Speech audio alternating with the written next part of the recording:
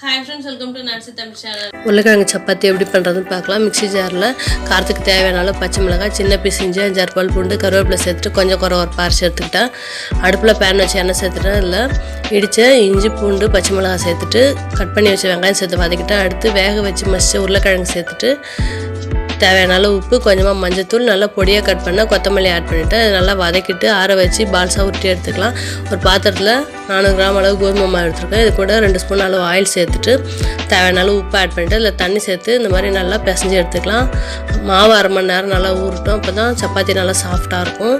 இப்போ மாவு ஊறிடுச்சு. இதை பால்ஸாக உருட்டிட்டு இந்த மாதிரி மாவு அப்ளை பண்ணி நல்லா தேய்ச்சி எடுத்துக்கலாம்.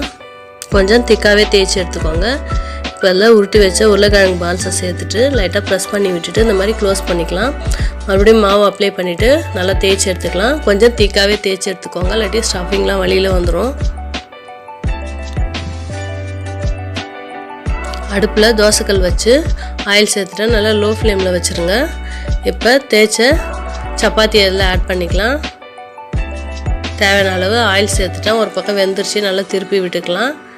இந்த அளவு கலர் நல்லா மாறி வரணும். நல்லா வெந்துடுச்சு. இப்போ அது ஒரு பிளேட்டில் மாற்றிக்கலாம்.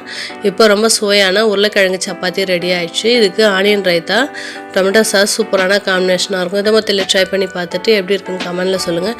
என்னோடய வீடியோஸ் பிடிச்சிருந்தால் லைக் பண்ணுங்கள், ஷேர் பண்ணுங்கள், மறக்காமல் சேனலை சப்ஸ்கிரைப் பண்ணி பார்த்துக்கோங்க. தேங்க்ஸ் ஃபார் வாட்சிங்.